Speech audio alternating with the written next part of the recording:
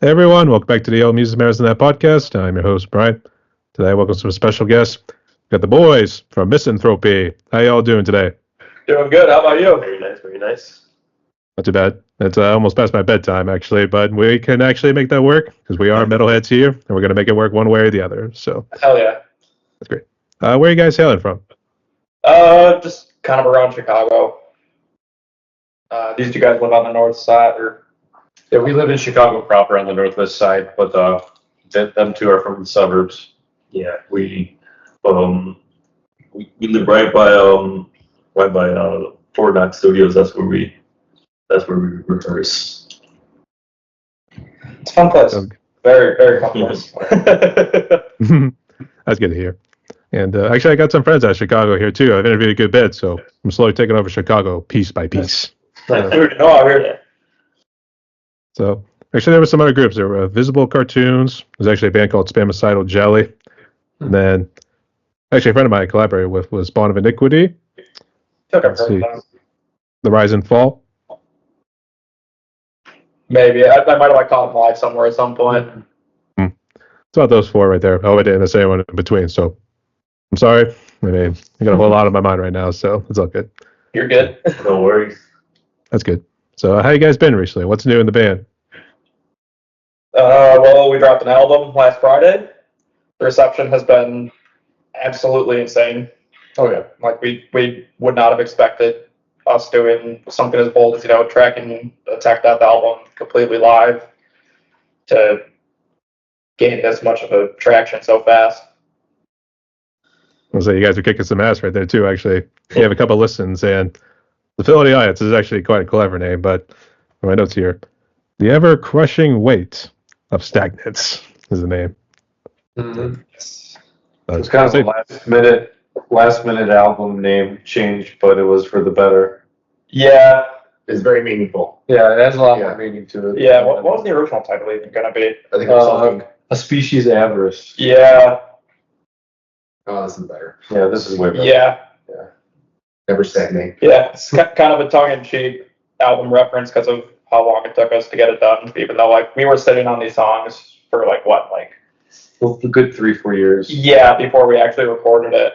Then COVID hit, and we were just like, well, what's the point in putting on an album right now? We can't promote it or anything like that, especially as a unknown local band at this point. I see. So we just decided to wait, let everything start rolling again, and then when it was time, it was time. Mm-hmm. That time is now. So there Yes. we go. You got to talk more about the album and everything else here too, just a little bit. But boys, welcome you all to my podcast right here.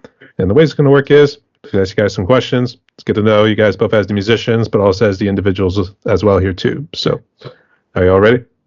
Yes, sir. Let's do it. Absolutely. All right. So we got 4 people here. I'll just go by the names like I wrote down, sort of alphabetically in my book here. So I'll just go like this. So first one's going to start is Kevin. So Kevin, tell us your backstory, and I guess how'd you become a musician? I grew up in a musical household. My dad has been a bass player for as long as I've been alive, at least. And I just grew up around a lot of rock music and other musical stuff. And eventually, I ended up watching. It was the G3 and Denver DVD, and it was when Steve Vai played that triple neck guitar solo. I just told my dad I want to play guitar now. He's like, all right, you're old enough. Let's go get you one. And then the rest is history. Was that a Christmas gift? Yeah. Oh yeah. That's good. And Jose? Yeah, well, just a long story short, I started playing guitar, way back. I was 8, and I grew up playing guitar through the church. I grew up Catholic, and I got into metal, big influences, Megadeth, thrash, and then I eventually got into the heavier shit, bands like Death, your standard, Possessed and shit like that. Then I got into tech debt through Revocation, Beyond Creation, gnarly shit, and then Kevin hit me up on Facebook. Was like 2.5 years ago or something like that. Yeah, he was, he was just said, hey, want to be in my band? I'm like, I bet. I was playing with my previous band. We're like a At the Gates worship band. But I never expected, for it to take off like this. It's kind of very surreal feeling, having all the positive receptions to the album. And playing with these guys has been an absolute honor and a trip. Yeah. I say we converted him to the dark side of the force. That's it. The disso side. That's good. And Paul? Oh man, I've only been playing drums since about 2008, so not extremely long time, but enough to really hone in my style. But I started off much younger playing piano, then eventually graduated to guitar.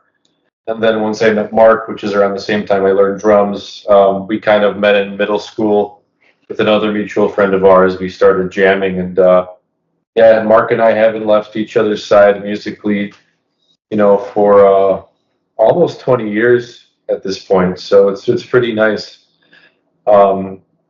We used to be in another band back in the day, but Misanthropy's been kind of the main focus for the last good solid 7 years.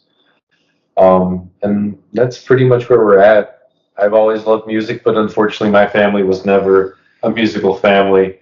I was kind of the first and only one to really go in that direction, but I don't mind. I'm happy. The so-called black sheep of the family. So Yeah. in a good way. Tends to happen, but There's always a story about that. So, I mean, you always get the one who strays from the herd and does something completely different than what people would expect you to do. So, but I'm fine. Like, that's perfectly okay. I'm legally blind too, so that always puts a whole nother layer to everything. It's like, I can play with a blindfold on. we don't need no stinking blindfold challenge. Yeah, you do. Yeah. Sorry? Actually, there was something we did because I'm a drummer as well. But we did what was called a blindfold challenge, where we had to basically do it by feel. Oh yeah. So, I visualize my whole kit. If I close my eyes, I can just keep playing. I know where every cymbal and drum is. I definitely have fun with that. Oh yeah. Should do that for the release show. At least one song. At least one song. That'd be fun. Yeah. all right, and Mark to close it out. Yeah. So I started playing guitar when I was 12. I was into some basic metal, and my cousin gave me his spare guitar for my 12th birthday. And it was just like this piece of shit Stratocaster.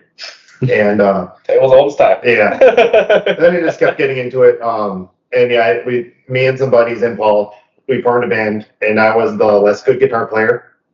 And I was the worst. That's why I play drums. Well, yeah. So, and I was into Clipper and all. He's the craziest dude ever. So I got a bass, and I became the bassist of the band. And eventually, I just started chasing the dragon, going into more and more extreme metal, and kept it progressing.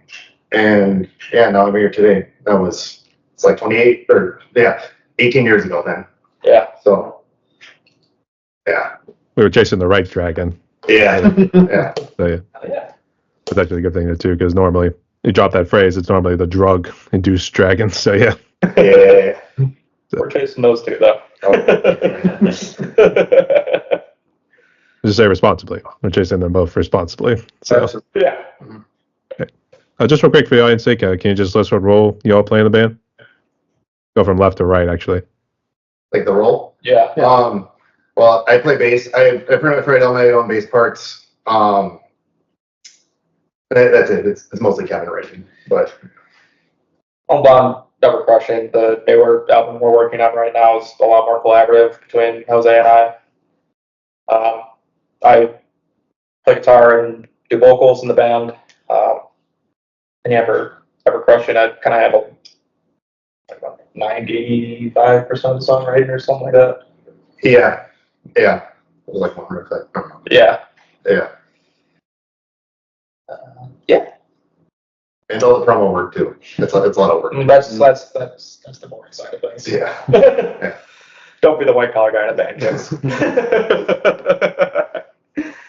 I pretty much play drums and compose for the most part, most of my drum parts. I also do some back-end audio production for our pre-production work and any kind of demoing we're doing for materials. So that's about it.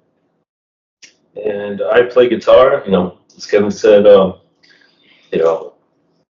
this new album that we're working on is very collaborative, and it's definitely a good challenge. Just because we're writing my own counterpart parts. Excuse me, and just get to just be as creative as I can. Like, no, there's like nothing holding me back. Like how weird, that's our whole thing. If it works, it works. Yeah, exactly. Like they're like the intro of Fester's almost got almost like Alice in Chains kind of feel to it. Doesn't like a disco death sense, and it just works. So we're sending it. But yeah, no. That's it, pretty much. Yeah. Everyone's made roles. Yeah. You also have Everyone improvises in the way it's speaking. Yeah. Oh yeah, that's right. I'm also an artist and a graphic designer, so I handle I've been handling a lot of artwork for this band and many other bands in in the local scene. So it's been a good challenge to like balance the music and the art and kind of like just conglomerate. stay on that tightrope. Yep. Yeah, I feel that too. That's cool. Just real quick, Jose and Kevin, do you guys switch duties between lead guitar and rhythm, or do you both like play just strictly like lead and rhythm? We definitely trade off. This album doesn't have a lot of like dedicated lead sections in it. I really think it's just Sulking and Pestilence that have like actual lead trade-off sections. But yeah, we just kind of bounce back and forth, and then with the counterpoint stuff, it's like you could sneak some of that lead feel into an actual riff, which I think from like an actual composition standpoint is a lot more interesting than like saying like, oh, here's like a dedicated lead section. But the newest album, or the newer one we're working on, also has a lot more lead trade sections in it. Oh yeah. Oh yeah. I guess, Jose, did you make the artwork for this album you just came out with?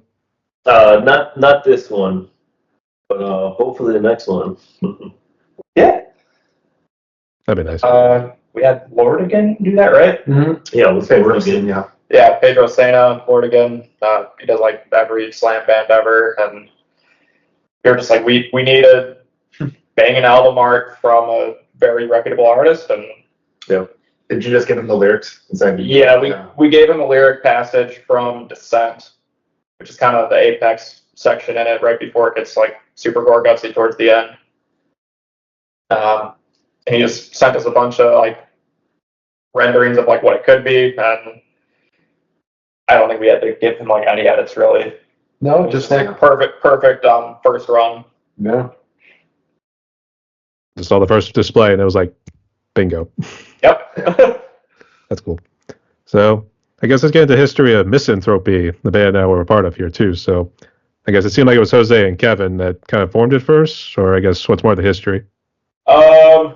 So this project started when one of my buddies I grew up skateboarding with, he just like randomly hit me up. It's like, hey, I'm starting a crossover thrash band. I need a second guitarist. Would you want to do it? I was like 17 at the time. I'm like, oh, hell yeah, I want to do that. And we spent a bunch of time finding the the right fit for a rhythm section, and we ended up meeting Paul and Mark through our vocalist at the time. Yeah, they just invited me one day because I lived down the street from Paul. Yeah, we Just to sit in, and they were like, "Oh, you want to play bass?" I'm like, "All right, I'll play bass." yeah, like we were auditioning Paul, and he was just kind of there hanging Yeah. out, and he was like, "Oh, I can play bass." Like, cool, we need a bass player. That's it. Yeah. Easiest hiring process that ever happened right there. It's like, Oh yeah. it's almost like you play bass, you're hired. I was going to say the jaw drop, you're fired. So Basses are a hot commodity. There's not too many of them. Any guitarist could do it. Depending on the genre you're playing. Yeah. But Misanthropy was formed in 2012, right? Yeah. 420. Yeah. Yep. Around that time. Yeah. I think that's like when we officially locked in. Like, okay, this is the band. Yeah. Yeah. I didn't come into the picture until 2021. Yeah. Yeah. Around then. That's like, Right when COVID ended, when we were trying to get things up and running again. Our guitarist at the time was just like, yeah, He was burnt out. he didn't have the drive Yeah. anymore, and we parted ways at Make a Bleed. Yeah. And I was just scrolling through Facebook, just looking at local dudes. He posted like a perfect revocation cover, so I'm like, oh, no brainer. hell yeah. I was like, it was mind blown just from watching that. Oh yeah. I guess you came up with the name, Missing 22 or 50. 23 when you joined the band. Oh, yeah. 22. Or Yeah. 20. Well, 20, I think 22 or 23. I'm 26 now. So 22. Yeah. Because you joined like springtime or like winter time of 2021. It was winter because Winter time. we had taken the, Yeah, or like December 2020. yeah. Yeah. I remember that the first photo shoot I had with you guys. It was like, Cold as yeah, fuck. there's snow. Well, it was fun. Yeah. That's good to hear. I guess who came up with the name Misanthropy? And I guess, I don't know if Jose designed the logo or actually was that also the same guy you were talking about earlier? Bill Esteban, I think, made it up. And Well, that was the first logo. The new logo. What the fuck did that? didn't he think of the name though? He thought of the name. Yeah. Yeah, our first vocalist thought of the name, and we were all just like, we just want to play music, man. Call it whatever. Yeah, we didn't really care. Yeah. Name had relatively no meaning to me, at least. Yeah. Like, I didn't care what it meant. It just like, ooh, the music sounds fun, so I'm not going to say no. Yep. You're pretty easy going then, because I think most people would be like, man, these guys must be jerks off the stage. So We don't hate people, despite what the name may say. Yeah, we're Some people. Oh, yeah. hey yo. For all intents and purposes, that was a joke. Yeah. I'd be like, I hope it's a joke. So Yeah. I mean, there's a lot of people watching, so Yeah. that's cool. Actually, you don't get a whole lot of like the heavier metal bands that do like just one word in particular too. You used to get like some of them out of like the New York region, like immolation, incantation, suffocation. I mean, there are a few misanthropies out there for sure. It's definitely been on our minds in the sense that we're not the only band with this label, right? But yeah, I think we stick out. I mean, I think people can still differentiate us from them and not necessarily bleed it into each other's fields too much. So then we stuck with the name, and we don't see any kind of sense in changing it at this point. So We're going live. Fuck it. So yeah. exactly, that's been our mentality for many years. Yeah, that's literally how we ended up recording the album live. Yep. Yeah. We were fed up with the recording process that we were doing. We've recorded this album probably good 3 or 4 times. Yeah, and with like different songs in it too. Like there were 2 songs that were originally supposed to end it, and they just ended up getting axed and replaced with this. Yeah, so there were a few different versions of this album over the 6 years that we've been messing with it. But in the end, it was kind of the best decision to just go ahead and do it live. We said we got the best reactions from people when we played live, so why not try to replicate that in the studio as well? Yeah. Like even though we like full raw dog it live, and we recorded with a click because you Got it. you just have to. We tried that once and it was no. Yeah. Yeah. Shout out to Pete Grossman, our engineer. Yes. Oh, yeah. Pete Fantastic. Grossman, Adrian Codziar, Yeah. both absolute gems of human beings to work with. They made the process so easy, so fun. They know exactly how to like push our buttons correctly. Yep. Yeah. Tell us to do it right. You know. Yeah, but like without being like too stringent on it, like no, it was just like it's not perfect, but it sounds good. Do you guys want to keep it? Yeah. It's like a lot of that. We're pretty easy going. So yeah. So you guys used to do it DIY, and then you just joined the studio for this album here, The Ever Crushing Weight. Yeah, Yeah. we're. I have a degree in audio production, so I've always tried to minimize our expenses as far as like studio work. So everything before this current album was recorded just by our own means, by my own means, and we were never really always happy with the end product per se, comparatively to this record that came out. Yeah, like, which is I don't stellar. I don't cringe when I listen to this one. Exactly. Like, Yeah. I don't feel bad. Like, Like, first sometimes time. listening to some older work I released is like, why would I have made those decisions? But I try not to second guess myself too much, because in the end, people did like it. Yeah. Jose liked it. He listened to it before we met him.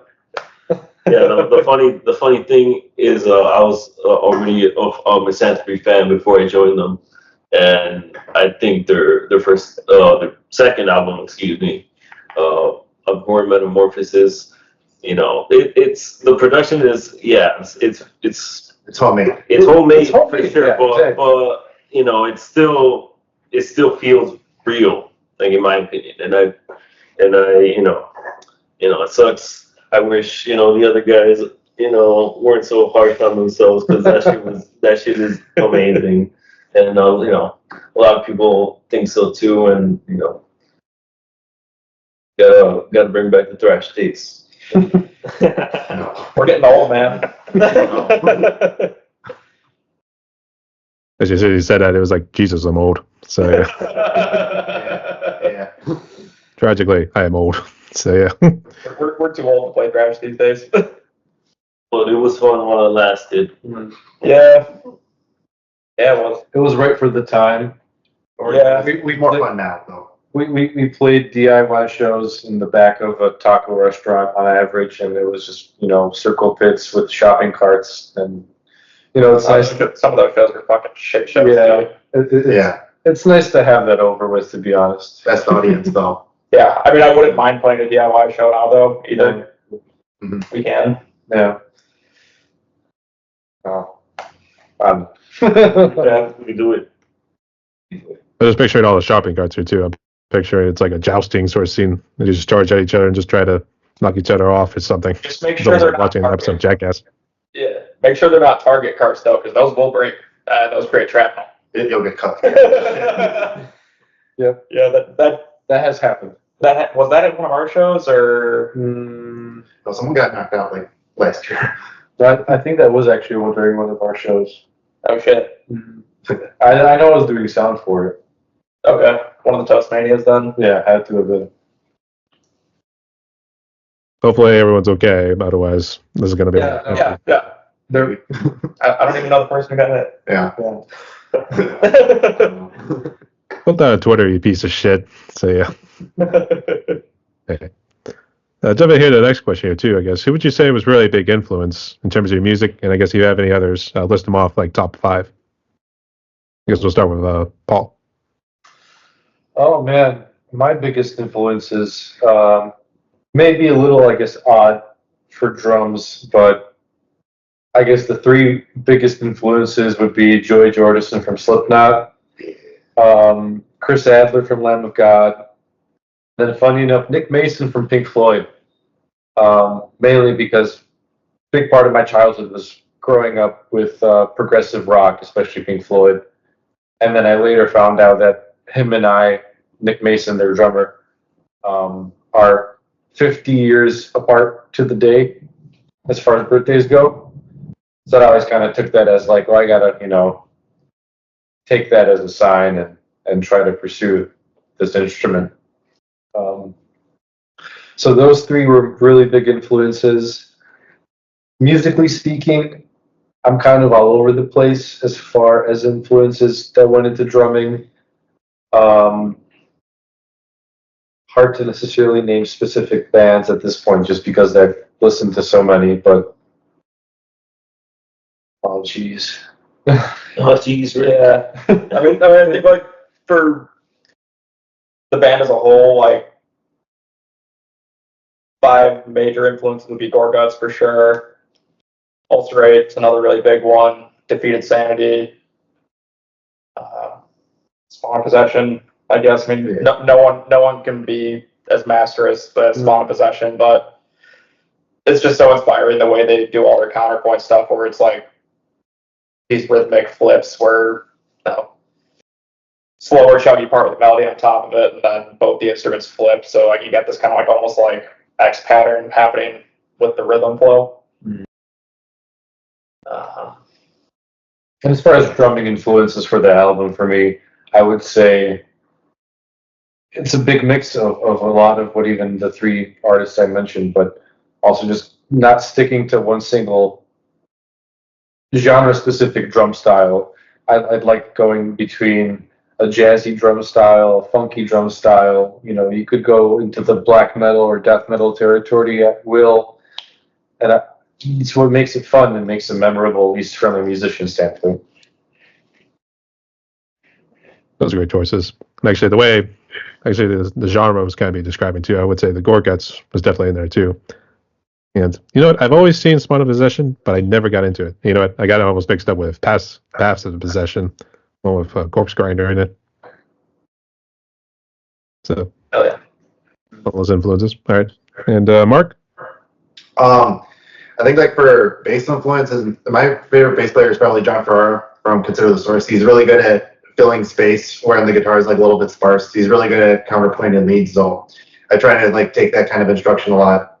Like for fretless, of course, I love Forrest from Beyond Creation, First Fragment, and like Steve Giorgio too. He's really good. I try to like, you know, fill space and write good counterpoint and make bass a little bit interesting when the guitars are not doing anything, and try to continue when the guitars get like a little bit less melodic. I can try to like fill space. Filling space is very important on bass. But yeah. Had a little thump and everything else in there too. So, Oh yeah, definitely. Always slam. Oh yeah. Yeah. Oh yeah. do you do it with your fingers, or do you mix around with pick as well?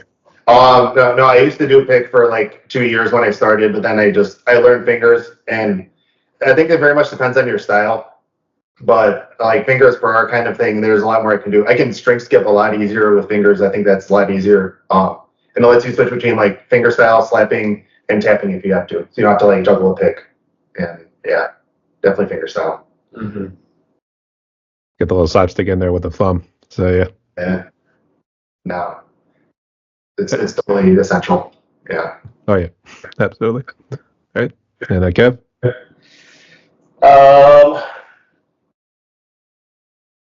That's a good question. I mean, definitely, like, personally, Gorguts for me, like, I heard Obscura, that it changed my life. Then, you kind of like Paul, like, I just will listen to so much different music from a day-to-day basis, and I'll just be drawing different things from it. Like, I've been on, like, a really big, like, Americana folk kick lately. It's, like, more arpeggiated chordal stuff. I'll go through phases where I'm listening to a lot of Motown or like Thundercat and stuff like that.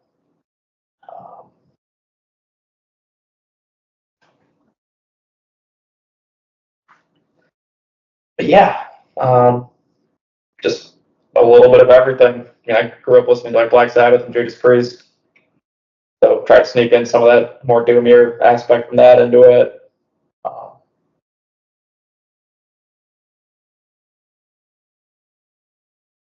Yeah. That was a chair. Again, awkward silence right there. Sorry, I'm going to just holler right now. Probably should have drank that beer. So What's up? I was gonna say probably should have drank that beer. So but you're good. It's been a long day. Yeah, we're here. Yeah. Well, here, that's all that matters. So, Yes. And Jose, to close it out. Yeah. So in terms of influences, personally, I mentioned Megadeth. Megadeth is like one of my favorite bands. I love Dave Mustaine and his riffs, and specifically Marty Friedman. Listening to you know, a lot of Jason Becker, just in terms of like how I'd want to solo, like very classically inspired. So I also kind of self-taught myself, classical like fingerstyle. That's a big thing for me. Like I just love classical music. Um, just anything with like a very powerful melody and like just hooks and um, obviously Chuck Schuldiner is a big one too. Death, you gotta have that. I just uh, adore the sound of Perseverance. That album is just like the most perfect album for me. That and Rust in Peace. And then of course Revocation, Dave Davidson. Uh, just all of that is insane. The Outer Ones is my favorite record. I think it's their best work. Yeah, just personally, I think is their best work, and I hope really would want to play on a bill with them. That would be a dream come true. But yeah, just and then a lot of jazz, Japanese music. So it's all over the place, but it's mainly just a bunch of shred. Oh, and one last one. Anything Phil Tugis touches. First Fragment, Worm, Instrumentis, all of his projects, Cathelius, just incredible. Like I don't know how he does it, but definitely a big inspiration for me and at least Kevin. Yeah. Yeah, Phil's the fucking goat. So yeah, shout out to him. I would say you guys do look like you would dig the soundtracks from like I was gonna say Bleach, but I don't know in terms of like other anime that you guys kind of get into. So Yeah. JoJo's Bizarre Adventure. JoJo. Yeah, that's the best anime ever. Yup. that one, and then Cowboy Bebop. I kind of wish I did see that one. That has the best anime soundtrack of all time. Yeah, and then Berserk, of course. Yeah. I didn't like the animes though. Well, The manga's not so the, much not better. the not the animes, but definitely the the manga for Berserk is the best thing. I got Void tattooed on my wrist right here from Berserk. So you definitely gotta have Berserk. So yeah, Berserk kills character. Yeah. well, mentally and physically. So yeah, and then I was called Keto Hitman Reborn was one, and there was Fairy Tale. I watched a little bit of Fairy Tale. Yeah, my younger brother would know more about Fairy Tale than me. Yeah. From what I saw, it was cool, but I just started watching something else and never revisited it. So say Vinland Saga. There we go. Vinland Saga, oh my god, I love that anime. It's tense, man. It is very Right from tense. your tears, the second season and the first season, it just hits you. That's for sure. So, just real quick, how would you describe like your genre of music? Because it seems like you guys really have a nice little blend. It's like I want to say progressive. Normally, when it's like those ones that are very syncopated time signatures and stuff. Well, what would you classify as? I mean, just listening to a couple songs I did. It struck me as like that Between the Buried and Me sort of prog metal sort of style. Yeah. And then it doesn't like infuse maybe like, oh, here's a little jazz section, because I know Jose, you were talking about jazz and other genres, so it's not like it jumps around between like, oh, here's this little jazz bit right here, and then it jumps right into the metal afterwards. So it seems like it keeps that heavy intensity. So maybe Gorguts, I guess, whatever genre they throw Gorguts under. So that's how I would kind of describe it. So Yeah, that's pretty. Yeah, we brand ourselves as raw tech death. Yeah. No laptops on stage. For life. I tell people progressive death metal. I think that's pretty like neutral, but it seems we just kind of do like a combo meal of everything. You just write riffs that sound cool and see how they fit together. Yeah, it's just a big puzzle of little snapshots of a day and trying to compartmentalize it into something beautiful or disgusting, depending on how you look at it. Yeah.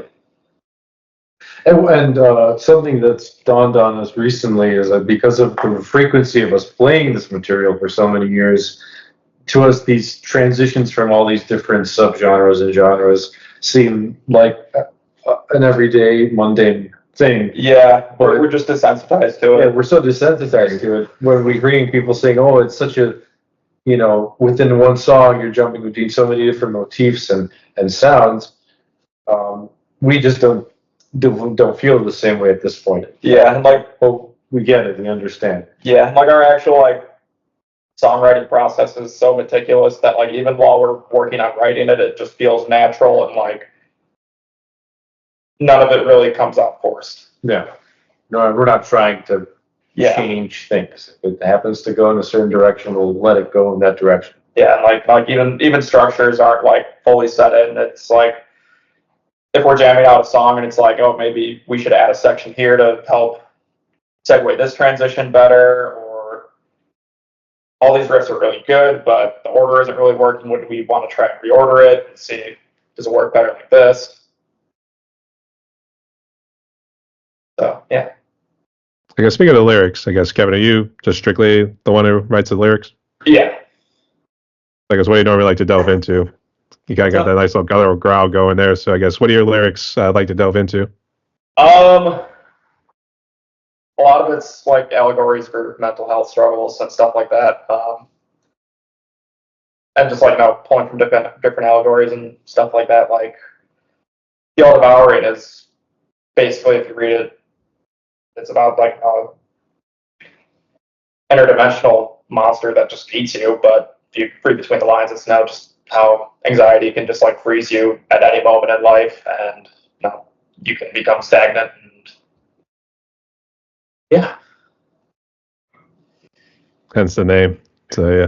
Mm-hmm. I see. I guess do you guys have some sort of mental health issues, or is it just mainly the stress of everyday life? I definitely go through some for sure. I've been taking care of them a little bit better later in life, and it's definitely a blessing. Then backtracking your last question, final song, Consumed by the Abyss, is about Dark Souls. Yeah. That's interesting. Yeah. I feel like I just have to at this point. If you're playing tech death or something, everyone's got a Dark Souls or a Souls themed thing going. The first flame slowly fades. Darkness will soon be upon us. So yeah. Don't you dare go hollow. Yep. I was trying to remember some of the other ones, but it's been a while since I beat all the Dark Souls, and actually 2 kind of annoyed the hell out of me when you got to New Game Plus because they threw in additional monsters. Yeah. What kind of builds do you usually run?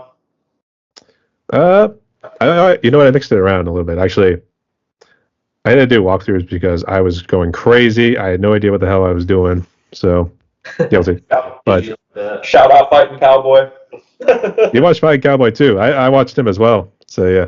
He's so entertaining. Even his Let's Plays are just a blast. I think he always had. I think in terms of the Dark Souls, he always died one time to gravity. Yeah. So, yeah. And actually, I'm gonna say I started with the third one actually, and that one I went with a strength build, so I rolled with the Fugs. So yeah. Oh hell yeah. Fume Ultra Greatsword and knock people on their ass. So it's always something enthralling about that. So Yeah, strength builds are really fun. Well, it's the same thing with Dark Souls 1 because I actually went more quasi with the Black Knight build with their great sword, but then I threw in like Havel's armor. So Oh, you were a tank. They need to bring back Dark Souls 1, boys. that's true, yeah. Except though they got to put more ring slots on there. You can only have 2 rings on. So Yeah, I mean, on DS1, once like I got into PvP, I just like because there were no respecs in DS1, so I just replayed the game and made Giant Dad, and that build was so cracked at DS1. Like even to this day, when like everyone's got hard counters for it, it's like the Magnum in the first Halo game. It's always going to be there for you. that's for sure. But I went more with the sorcerer, Dark Hex sort of build in Dark Souls 2. Yeah, isn't there that one hex that's like super cracked in DS2 that like can like nuke anything? I don't know. I think I don't know. It was like a Dark Dance or something where it like gives you all those orbs and it like Yeah, that one. something like that. Actually, the funniest one I think was it like neutralizes all magic with like in a certain area if you use it. I think it was a dark spell. They need that for Elden Ring because the PvP is just mages. Mage game squads. That's for sure. Yeah. Okay. I was gonna ask, does anyone else know what we're talking about here? Yeah, no, I also, well, Kevin introduced me to Elden Ring, and then after I played Elden Ring, I played Bloodborne, and it became my favorite game in existence. I think that's the greatest game ever made. I borrow your PlayStation to play Bloodborne. What's up? Can I borrow your PlayStation to play Bloodborne? Well, I don't have my PlayStation 4 anymore. Oh. Yeah, sorry, buddy. You gotta wait till they remaster it, which is in never. Still waiting for that PC port. I have never played a FromSoft game. I am not familiar with that game universe at all. So that's all. It's just them two for me. I don't. Yeah, you guys are missing out, man. It's okay. I don't mind. I have my other hobbies as far as video games go. It's just I've never It's all good. played that specific avenue of games. I mean, I got into Castlevania, like playing, Symphony of the Night, Super Castlevania 4. Those are my top ones right now. It's just like super addicting, and it's definitely a big influence too on the music. Just bunch of nerd shit. There's always a little bit of nerds now and again. So yeah. So just right about As soon as you said Bloodborne, I immediately thought back to when you were able to stun that giant pig and give him a nice little force fist colonoscopy. Oh yeah. That and also the animation where you're able to like just rip out their heart. It's almost like Mortal Kombat sort of fatality moment there. So, Yeah, the visceral attacks. Those are so rewarding. You get like, you can get like half your health back if you time it right and you're smart about it. But I just wish that Sony did something with it. Just something. Just a remaster. That's all I ask. It's literally the last game on their line. That's all I ask. Everyone's fucking begging for it. I'm more begging for Bloodborne 2. So Yeah. That would be a godsend. that's for sure. All right. Okay, I went off on a random tangent from mental health to like video games, just like that. Welcome to Misanthropy. Good job. We don't hate people. We just like video games more and violent video games to say the least. So yeah. We are all inside cats. All right. But jumping into the hard topic of COVID here too. So I guess we'll start with Mark and then we'll work our way to the left there too. So Mark, how bad was COVID for you personally, family wise? And then if you want to list anything else music wise, because I think we talked a little bit about it during this interview. Go ahead. Well, so I was an Uber driver. So during COVID, I was kind of we didn't really have like hard lockdowns. So I just kind of went out all the time, and I was like, oh, I got an Uber sticker on my back. You can't tell me I can't be a So I didn't really respect lockdown. I didn't go out that much, but I managed. It was all right. Actually, like I didn't even get COVID until like everything, probably like 2 or 3 years later, and I was just like once. So like, did I get it? No, I'm good. So yeah, I dealt with it fine. Right. I was gonna say, as soon as he got COVID, he was like, "Oh God damn it!" It was like a South Park for a moment. It was weird. It was weird. I just like couldn't sleep for days and like weirdest fever ever. But yeah, I dealt with it. It's whatever.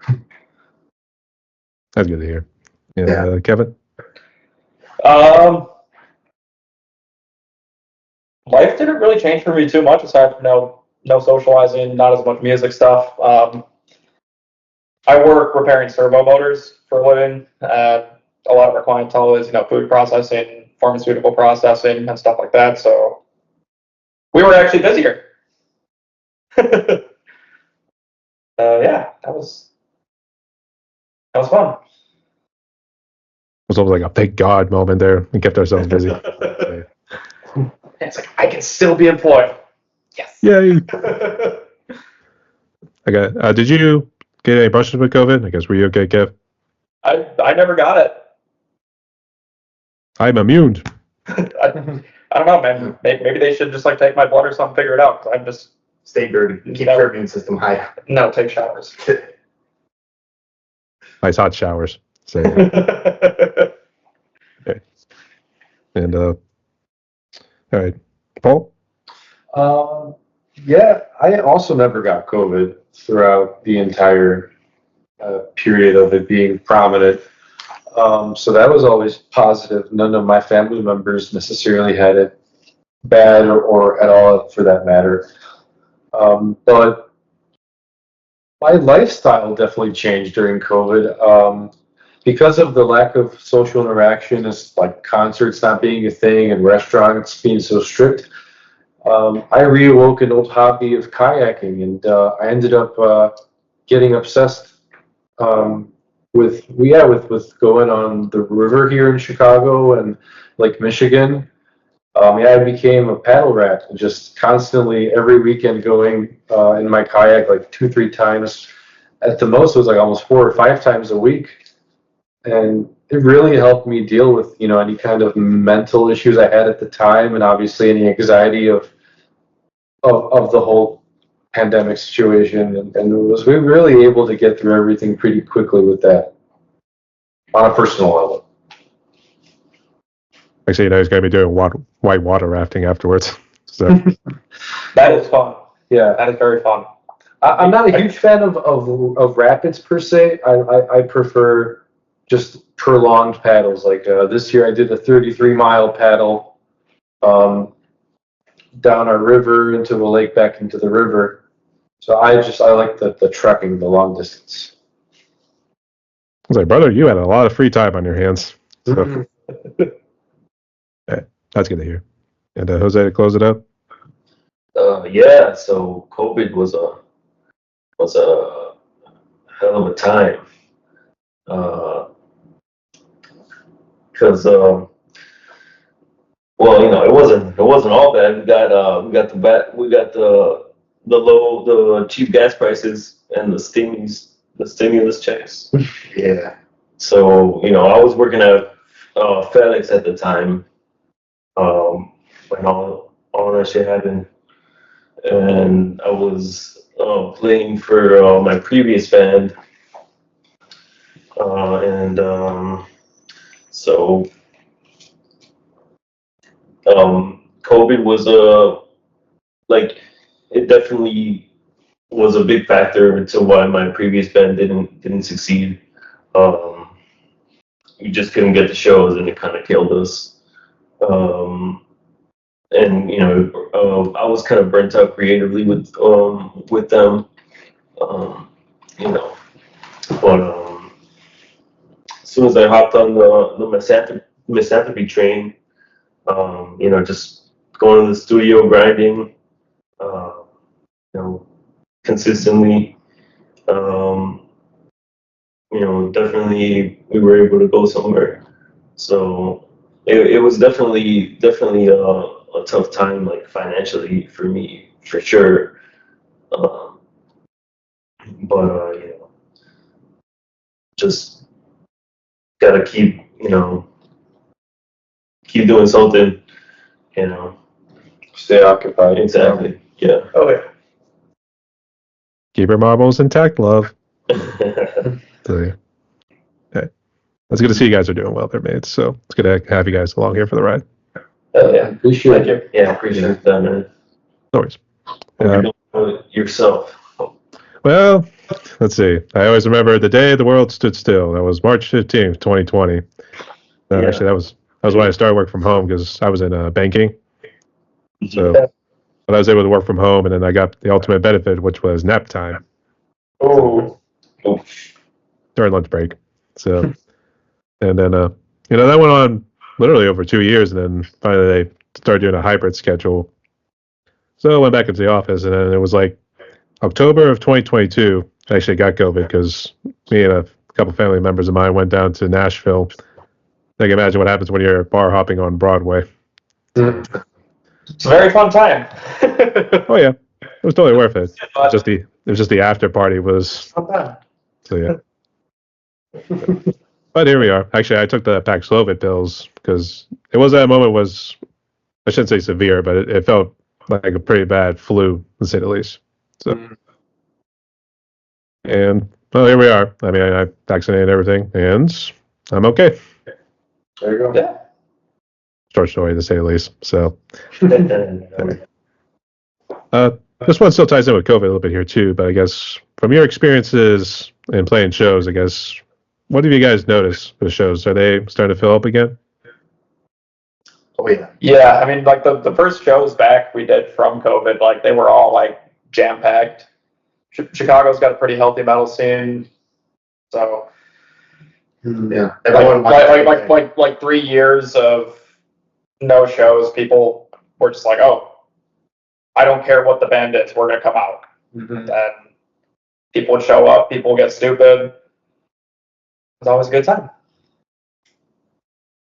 There's always a certain level of stupidity that's always involved. So yeah, Oh yeah. that's good. Actually, from some of the other bands I mentioned earlier in the interview, they said there was a lot more cover and tribute bands. I guess have you guys noticed that too in your neck of the woods? I'd say like more out in the suburbs is where you see a lot of the like more tribute and cover acts. Yeah. I actually played in a band, sevenfold tribute band. We're called City of Evil.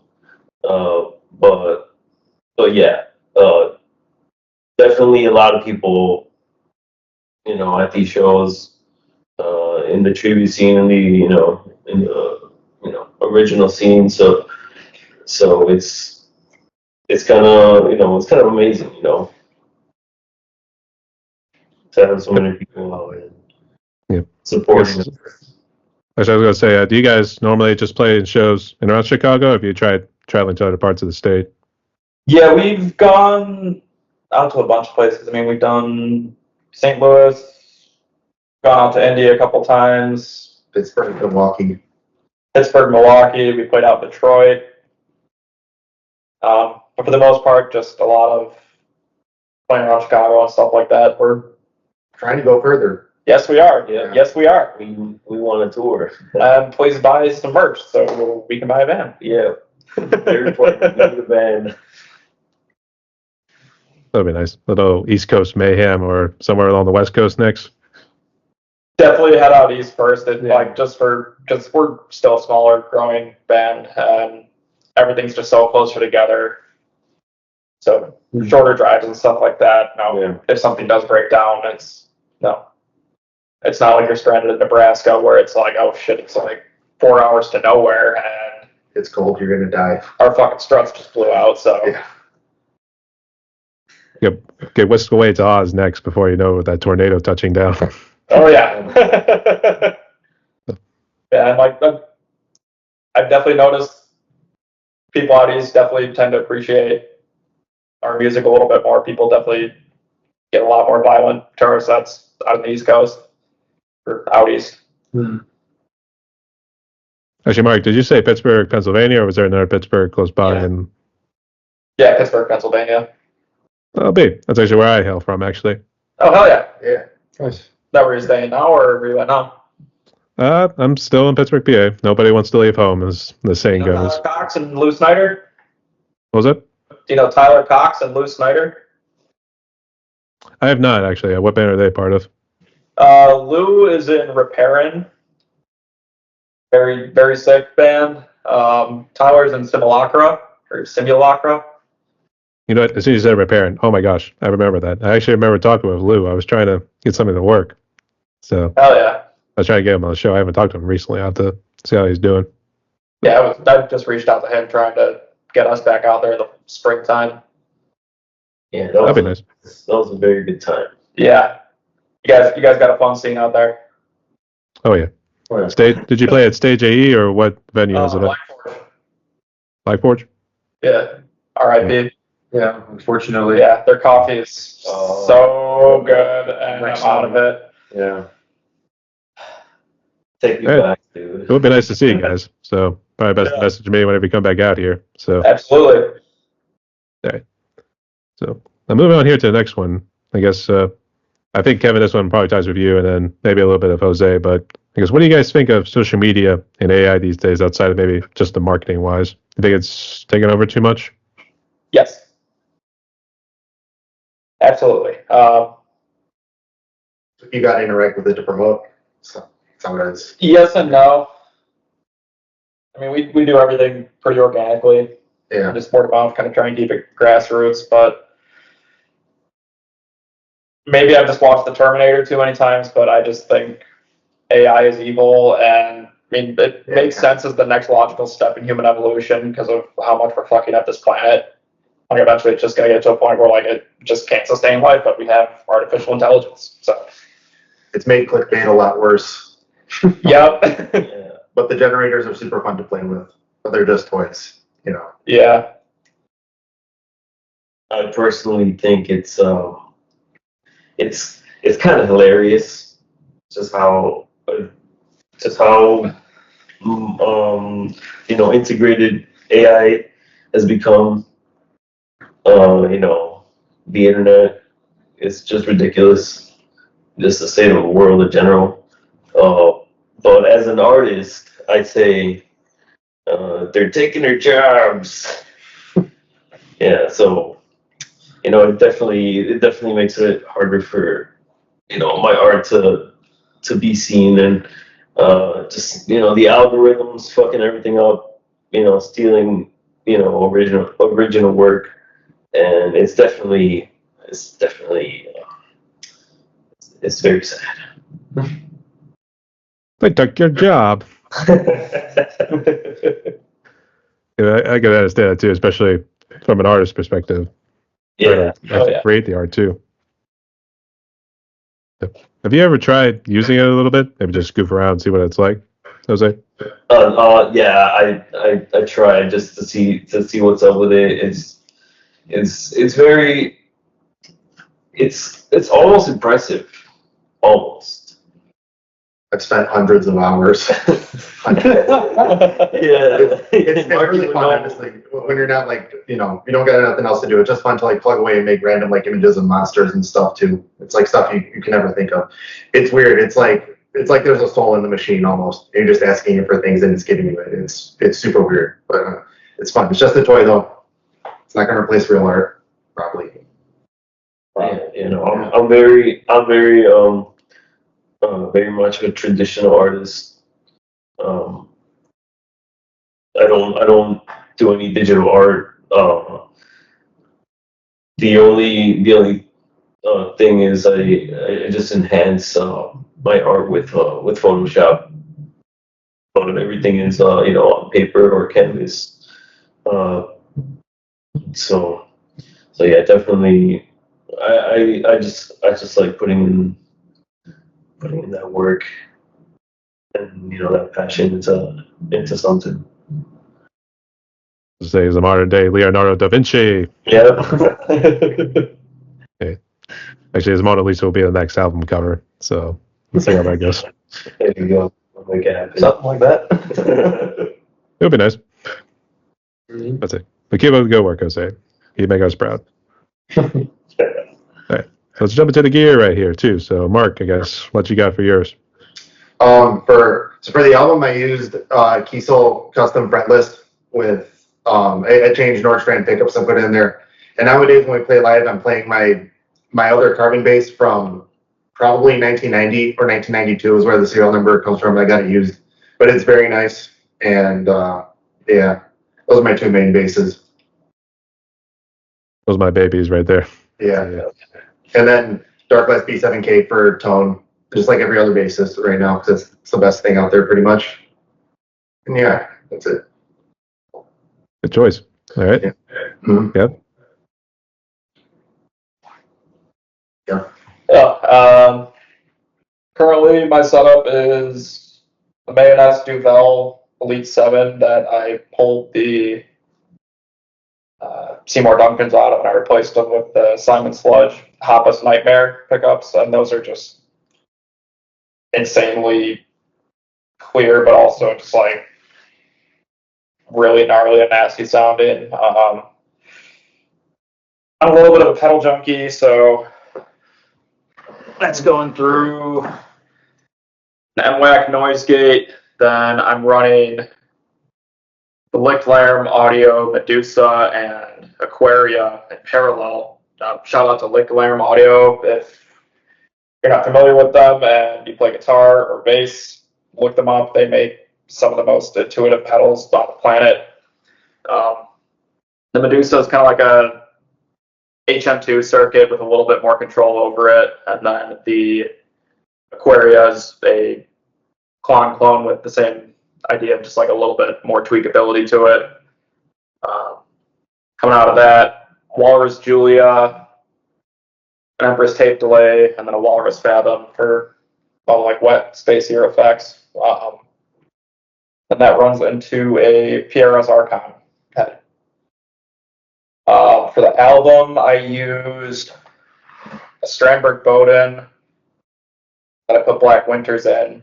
I think my side was a Soldano Avenger with a, what was that overdrive pedal that we used? I think like the Fortin Hex drive in front of it. That went into Mesa 412 with B30s in it. Did you say what sort of brand your mic is that you use for live performance? Whatever the house has. Not really. That's a 58 or whatever. Yeah, I'm 7. Yeah, normally we don't really, as far as miking goes, most venues we play have their own sound setup, so we don't really have to worry about the microphones. But they normally throw on a SM57 on the cabs.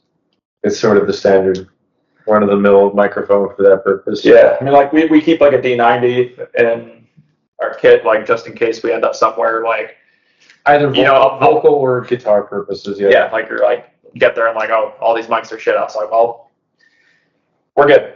Yeah. We improvise. That's how we roll. So yeah. Absolutely. Yeah. Although I wouldn't mind doing an instrumental set at some point if that happened. That would be fun. Guitar solo. So yeah. Yeah, my setup at the moment, funny enough, I'm just playing on a fairly cheap Pearl export kit. It's a double bass, 3 rack toms, a floor tom. I'm a huge fan of cymbals, so I have a bunch of cymbals, mostly from this company called Sentent. If you're a drummer and looking for cymbals of high quality and great affordability, I highly recommend Sentent. For the album, I didn't use such a big drum set. I only used a 4-piece, so that was a snare, kick, 1 rack, 1 floor, 1 crash, 1 china, 1 splash, 1 ride, 2 hi-hats, and a bell. That was the whole setup. So I kind of really enjoyed the minimalism for a while. I started with a huge giant double bass kit, so I guess my graduation to more professional playing was going towards a smaller and smaller kit over the last 15 years as opposed to the other direction. So And now your gigging kit like is like a Russian doll almost. Yeah, now the gigging kit, I have a nesting kit that basically every shell splits in half, and I can store each subsequent shell inside the next one. So it's all about portability and efficiency. Saving space. Save as much space as possible, because we do take up the stage a good bit. So Yeah, and then also, less things to carry, less stuff to stuff into a car or a van for that matter. They take an extra 20, 30 minutes to get all collapsed, but I mean, your playing shows usually have a lot of time after you're done, so. And I'm the drummer, I'm used to it. I'll always miss the band that plays after us.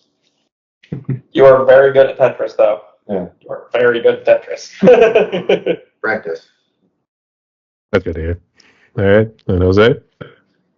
So my main dog, the guitar that I use for the record and the guitar that I use for live shows, it's a Kiesel Zeus 7-string headless. It's kind of like a race car blue. I actually bought that guitar from Kevin. He's a good boy, and you're taking care of him. Yeah, but it's such a good guitar. I love Kiesel. But in terms of amp, I use the MT15, the PRS. I'm not sure what plugin was used for the album. Your side, like on the actual like recording when we reamed it, that was the Stereotone Chupacabra, Okay. which is like a modded JCM 800 clone. Then we just put that same overdrive, the port and hex drive in front of it. So what sort of car do you use to actually drive around? Because it seems like you guys got a lot of gear. I drive a shitbox Acura TSX with 200,000 miles on it. Yeah, we kind of split it up, and then Mark over here, he's got a Subaru Forester. So that's pretty much carrying the drums, the bass, equipment, sometimes merch.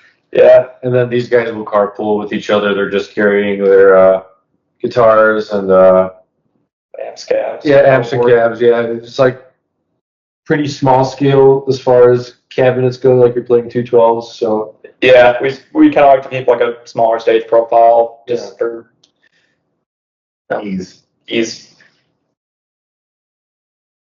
That's cool. Less space, quicker load out, load in. yeah, Yeah. it's good when promoters know you for being efficient, getting off stage.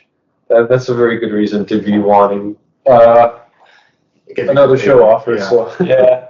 The low stage profile while still, keeping it real with amps. That's good to hear. I guess this might tie in with the challenges here too, but I guess Mark, we'll start with you, then we'll just go down the line again. But I guess so. What challenges do you face these days as a musician? Probably, I guess, endurance. Fast chromatic runs always throw me off a little bit, and we're doing a little bit more of that on some of the riffs he showed me. I don't know what song they're in, but he showed me some crazy shit.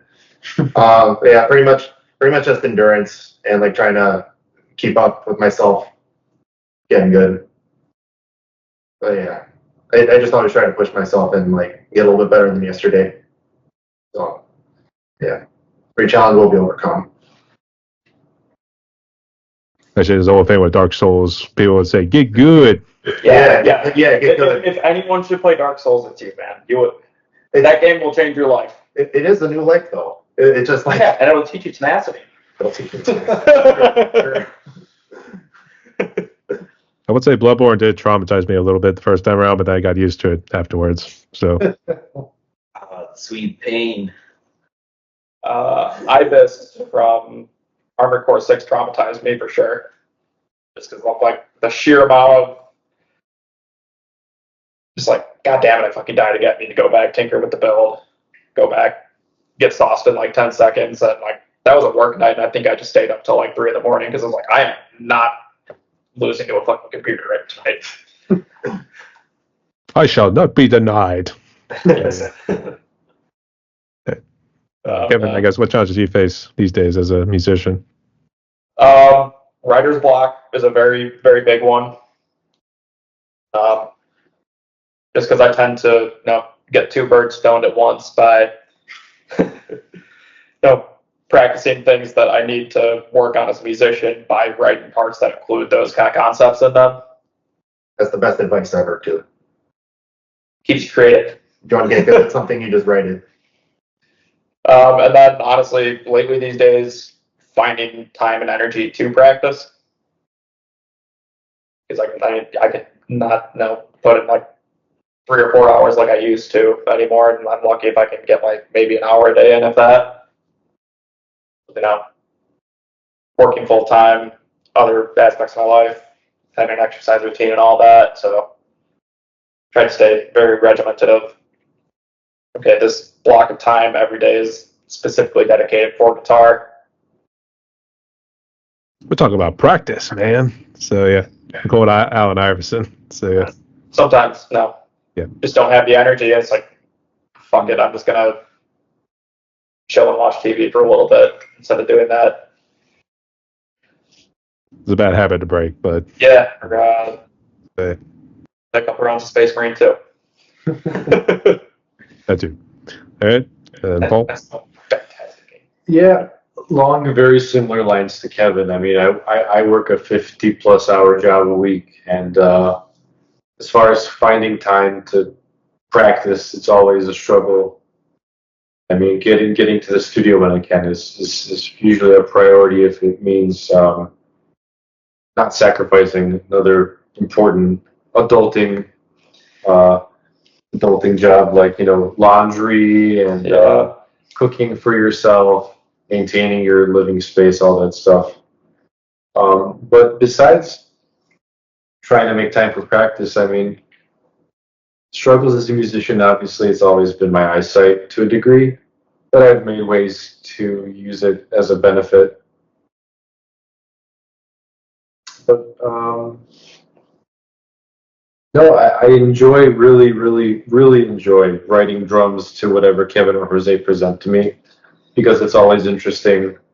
I don't always have to either follow what I think would work or what they say I should play. It's a good hybrid. It's always and a lot of time we end up like cycling ideas. Just like we'll get like 3 or 4 ideas. Like it's always a work in progress until we as a band are all happy with what I come upon, when it comes to drumming. So it's fun. I really try to make sure that I'm having fun. If I'm not having fun, what's the point of being in this band? I mean, I'm not in it to make money right now. You're not in it for the money? No. Obviously. That's what a day job's for, but I'd rather be happy with what I'm doing than be miserable every day trying to find an excuse why to continue, because that's pointless. The money is the icing on the cake. That's normally how it goes.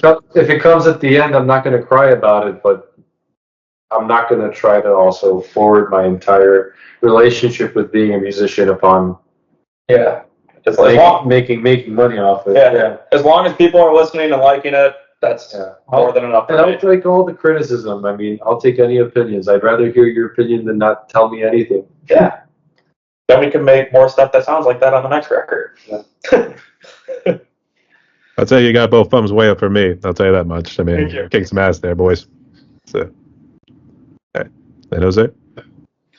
Well, I'm with Paul on the being blind thing. I'm not legally blind, but my eyesight is just the worst.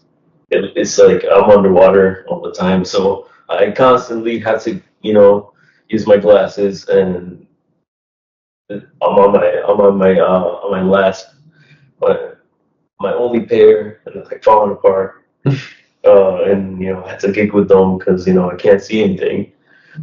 So I wish I had perfect eyesight, but other than that, just kind of a big challenge for me is wanting to just do so many things.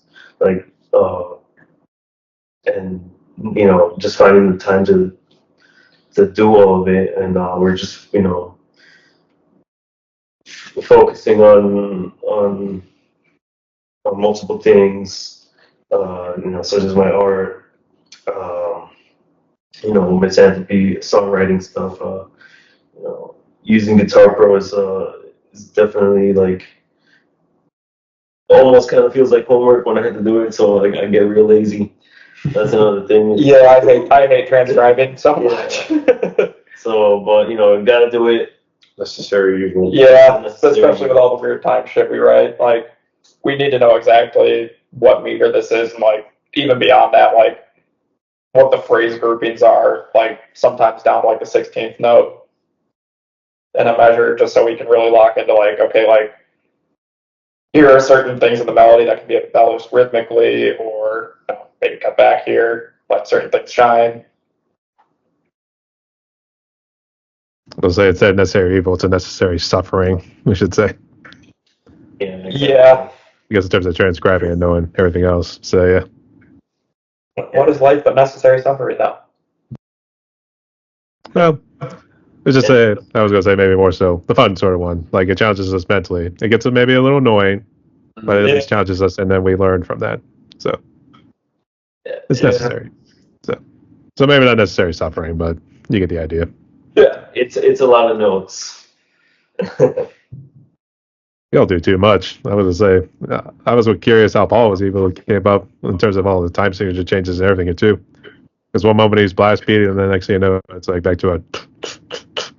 Like that sort of deal. Repetition legitimizes.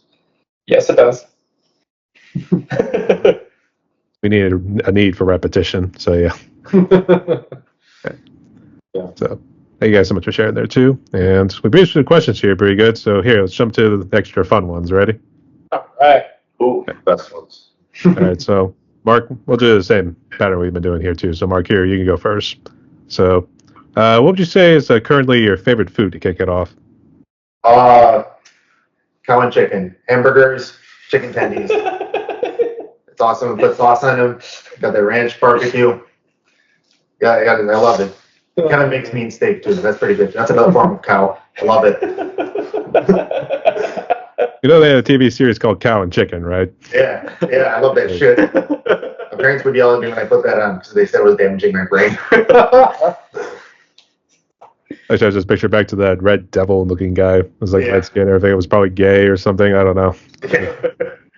That was awesome. Actually, I wasn't sure. I think out of all the interviews I've done, nobody's given any credit to the Chicago deep dish yet. So I guess we'll have to see. But Kevin, what's your favorite food? I'm a big barbecue guy. No. Either going out getting brisket or stuff like that, or no. I don't have a smoker anymore, but making ribs and stuff like that. Tend to be pretty carnivorous in my diet. Just a lot of red meat. It's my last meal. It'll be a barbecue pork or something like that. So yeah, or pork quesadilla. I mean, I work a part-time job at a local restaurant, so we do a pork quesadilla, put a little barbecue in it, and then some coleslaw on it too. Gotta add the flavor. Like Primanti Bros. Not exactly stuffing it with fries or anything like that. Just coleslaw on the pork. So, but it makes the quesadilla real thick. So, I should dip that in honey mustard. It's actually. I will say Pittsburgh food is out of this fucking world, dude. Thanks, mate. I want to go back just for the food, just for Primanti Bros. And like the guy that was hosting us just went to, was it like Get Go or something? Yeah. Got these giant steak bomb stromboli things. They're like a Philly cheese filled. And it was some of the best food I've ever eaten in my life. And it's this is from a gas station. You just pick it up. He's like, yeah. It's we do not have that shit in Chicago. We can get a bag of chips and a Monster. Lucky maybe they got a roller going. Something like that. All right. And Paul? As far as eating out, I'd have to say my three favorite categories of food would be breakfast diners, Italian restaurants, and sushi bars. three areas of cuisine are some of my favorite to go out and eat. As far as cooking at home, I love cooking all types of meats: chicken, fish, steak, pork, beef. Just trying to live healthy, trying not to really eat too much fried food. Trying to stick to just fairly well raised meat and organic vegetables. But if I was to say one on top of everything, I love breakfast food. I wish I could almost own my own breakfast diner down the road. Just be the repeating customer that always comes back. So yeah.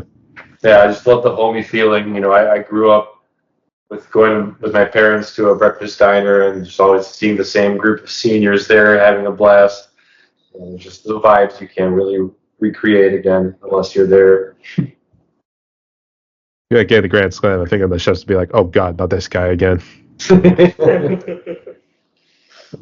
Yeah, great choices there, nonetheless.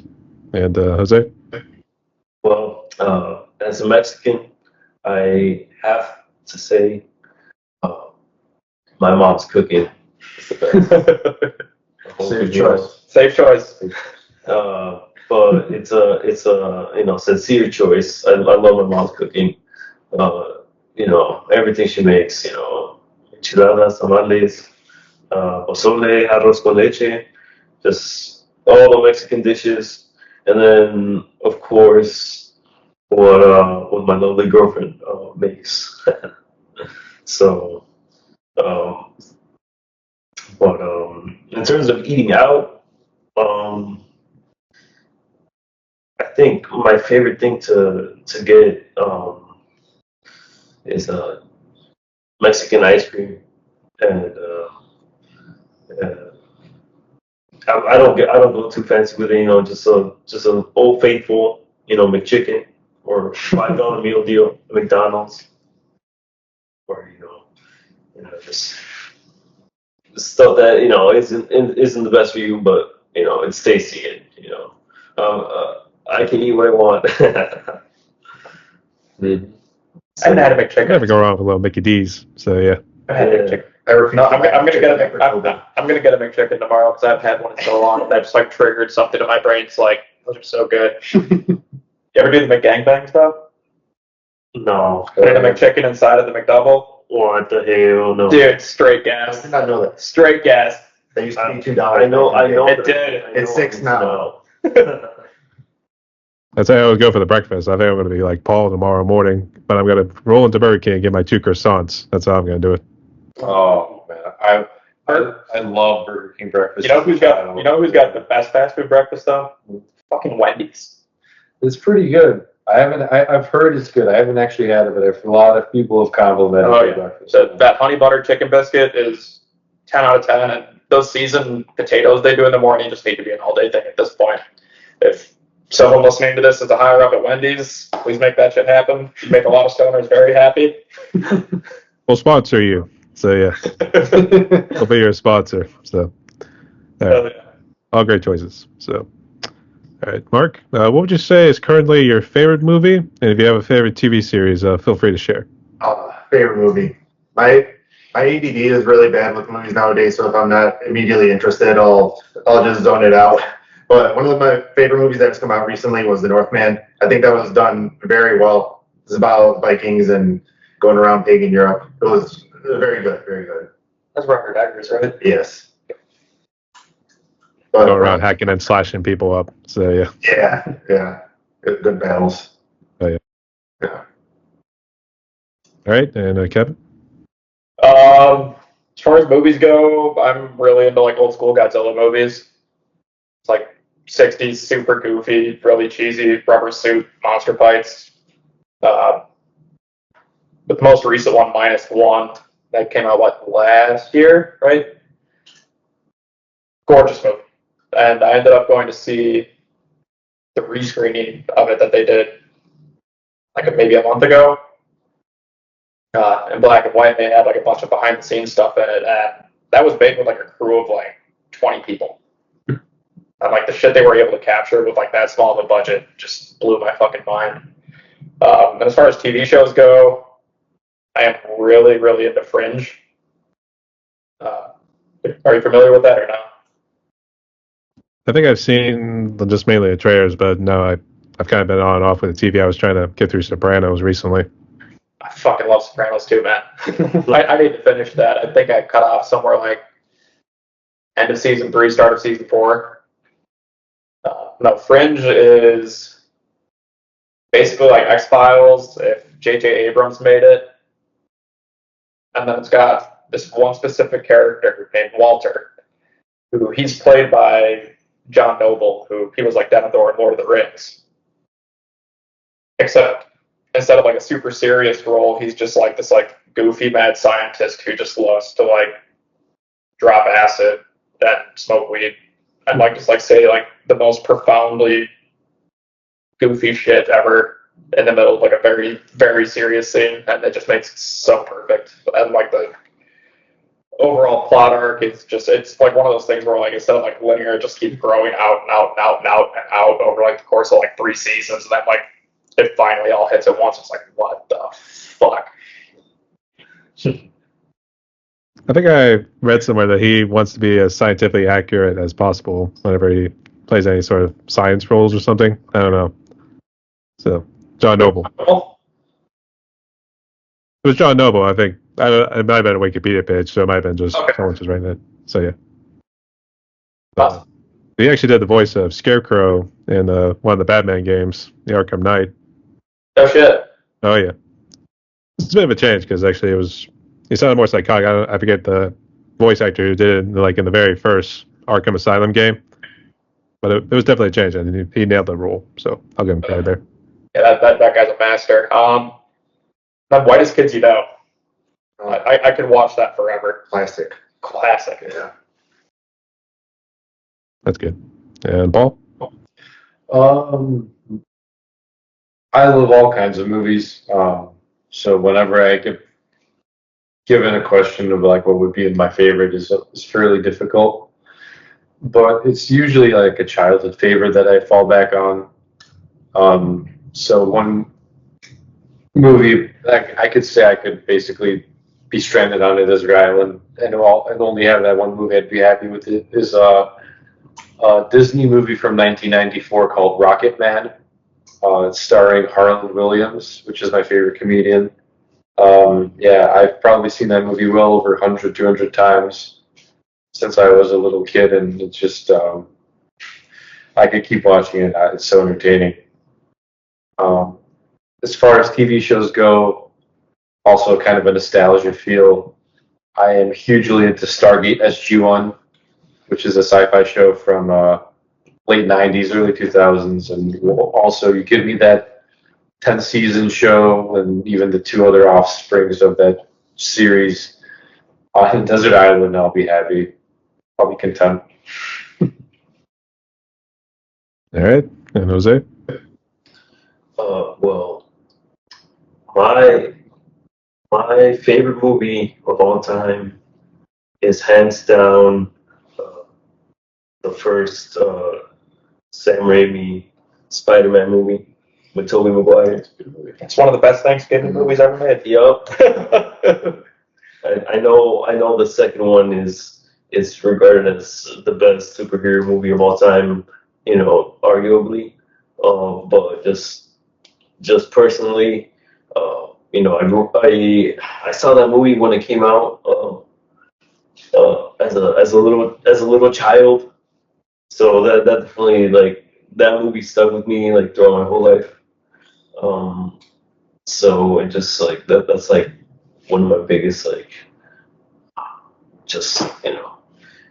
inspirations. And but in terms of other movies, the Star Wars prequels, not the originals. I grew up with the prequels. I know the originals are the best ones, which I would agree. But again, my soul, my childhood, my childlike wonder, it's attached to those to those memes of movies, of the trilogies. And it's become part of my language, just like just quoting, you know, Spider-Man lines or like Star Wars lines, just everyday life. But yeah, I'm kind of late to the party on a lot of stuff actually. So, but the biggest thing was like classic '80s horror.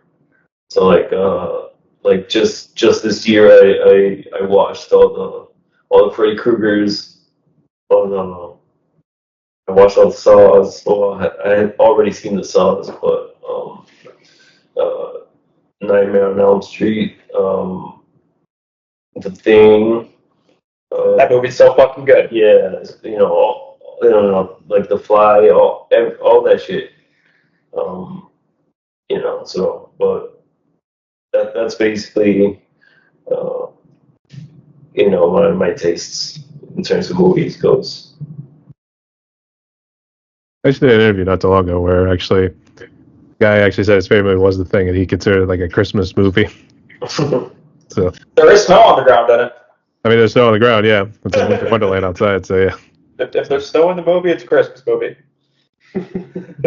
Yippee-ki-yay, motherfucker. So yeah. The whole thing of Die Hard being a Christmas movie too. The We fact that watched it happens that. like during Christmas. We watch that at our work Christmas party every year. Always gets the blood pumping and all that stuff there too. Watching Bruce Willis go and fuck some people up. So yeah. All right. And for the next question right here, Mark, what would you say is currently your favorite alcoholic drink? And what's your favorite non-alcoholic drink? So like I don't drink that much, but I do love beer whenever someone gives it to me. Any kind of lager, PBR, it's great. But for non-alcoholic drinks, which I drink all the time, I love LaCroix. And I know that's the wrong answer, but it's good. It's a good replacement for soda. You can just drink it over and over. I love the green and purple flavors, like blackberry and lime. But yeah, those are my favorites. Seltzer. All right, good choices there. And Kev? I'm definitely a whiskey guy. If I'm drinking like higher end whiskeys, I'll usually get Japanese whiskey. It's just got a really unique flavor to it. It's not as bitey as like a Scotch or a bourbon, but it's just got so many crazy flavors in it. And I'm just like hanging out partying Jameson and gingers all day.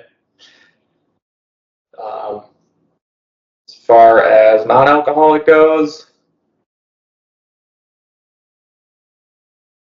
that's a tough one. Probably chocolate milk. Yeah. Yeah. Good choice. That's basically a jump from whiskey to chocolate milk. Hell yeah, dude. I want that chocolate milk. Yeah, dude, that overwise chocolate milk, dude. There's a bottle in the fridge. That's mine. It's here today, gone tomorrow. So yeah, Within the hour. within the hour. Actually, there was a picture of like cueing the Godsmack song "Whiskey Hangover." So Yeah. I'm feeling okay with my whiskey hangover. So yeah, immediately as soon as I said whiskey there too, I think like that's got to be one of his songs right there. So Yeah. great choices. And Paul? I love any form of lager, to be honest. Beer's probably first place in my book for alcoholic drinks. Close second will probably be rye whiskey. I like the more spicy, just different flavor from bourbon. Bourbon's a little on the sweeter side. I'm not as crazy about it. Non-alcoholic drinks, it's pretty much just coffee and water. Doesn't really go besides that. I love coffee. It's one of the best creations on this planet as far as flavor and effect. It is a pillar in the stability of modern day society. Absolutely. I'll be very upset the day that we don't have coffee anymore, so I hope that day is very far away from today. As long as there's dirt in the ground and sun in the sky, Yeah. we'll have coffee. We'll say we do a prohibition instead of beer. Now we do it with coffee. So You know how fast that will get turned around? oh yeah, that'd be That would upset the end of civilization as we know it. So yeah. That would start World War III. Oh yeah. So, I forget about flying drones over New Jersey. Just take away the coffee and just watch the whole world fall apart. So. Okay. And Jose? Well, for alcoholic drinks, I like to go for Mexican beer, Modelos or Coronas. Just like that's my go-to. So like my comfort zone. But we were drinking PBRs earlier, and I have a PBR socks on. Shout out yeah. Hopefully we get a sponsorship from PBR or something. I know, guys. So. But for non-alcoholic, I'm addicted to any mango juice or soda. So it's definitely not a good addiction, but gotta drink water. So, Water's good for you. water's good. I love water. It's one of those pillars of society too. So Look, seahorses and seashell things. water everywhere, but not a drop to drink. Yeah. Water. Another huge inspiration right there. Iron Maiden. Yeah. Yeah. Yeah. That was junior high for me. Absolutely. Mhm. That epic stuff. First Yeah. metal band, really. Yeah. For real. Yeah. That was high school English class, learning Rhyme of the Ancient Mariner. So yeah. So, yeah. Oh, They yeah. actually had reading the actual poem in a class. Oh yeah, we had to read it. Oh yeah. Oh, That's awesome. You know, it was at the same time, man. It's like, what the fuck is this guy talking about? So yeah. And I'm sure it was obviously not said it, but it was said in people's minds. And then what Bruce says, like the songs were poems about what not to do if a bird shits on your chest. It's like what not to do in order to piss off your crewmates. So yeah. They walk that fine tightrope between life and death afterwards. So yeah. I did ask Jose, is it a stereotype to say you enjoy Dos Equis? I don't always drink beer, but when I do, I enjoy Dos Equis. I've actually never had Dos Equis. Have you had Victoria? Yes, I have Victoria. That one's a good one. I had that for the first time last weekend, and that was one of like the best beers I've ever had. Yeah, it's pretty good. Pretty good. No one tops the Germans, though. I would say the Hofbräuhaus beer. Best beer I ever had. So yeah. German lagers take it for me. That's probably my favorite. Good choice. You brought, was that the Pilsner you brought over? Yeah, That was super good. Austrian Pilsner. Yeah. Yeah. They love to party. We'll know that much. So, Absolutely. yeah. And Mark, for a final question, what would you say is currently your favorite song, either one from mainstream or from the independent community? It's always difficult to pick my one favorite thing for anything because I'm always in a different mood, so I'll enjoy different things. But one song that always makes me happy when it comes on is Force the Legend by Vector. I, for some reason, like that song. It's like the first one that got me into that. One of my current favorite things I'm listening to is the Winter Sun demos that got released this year. It's like, it's a bunch of songs from before their first album that he released as like demo tracks. They're a little bit raw. Yeah, Winter Sun. Yeah. Like they were demo. I've not heard this. They're called Legendary Early Demos and Yari's Fantasy Project, but it's 4 albums of stuff that's like in the vein of the first Winter Sun album. It's very under the radar. I don't know. He doesn't promote it a lot, but I've been enjoying that a lot. It's recorded with like a 4-track. The drums are fake, but it's still pretty raw. I like it. I'm enjoying a lot of those out recently. That's some good choices right there. All right. Yeah. Kevin? Same thing he kind of said. Like it's really hard for me just to like narrow it down to like one specific song. I mean, I've been listening to a lot of like room temp IQ slam bands lately. Yeah. Like Suffering, their EP is like so heavy it's almost comical, and instead of like a pang snare like most slime albums have, it's just like a bonk noise. I'm just kind of listening to a lot of Thundercat, whether it's It Is What It Is or Drunk. Those two albums are great by him. I've been really getting into this folk artist, Hill Country Devil. Just very good songwriter. That's great choices. All right. And Paul? Definitely, I do notice there is one song I attempt to play more often than not, which is a song called Broken Cowboy by the Dead South.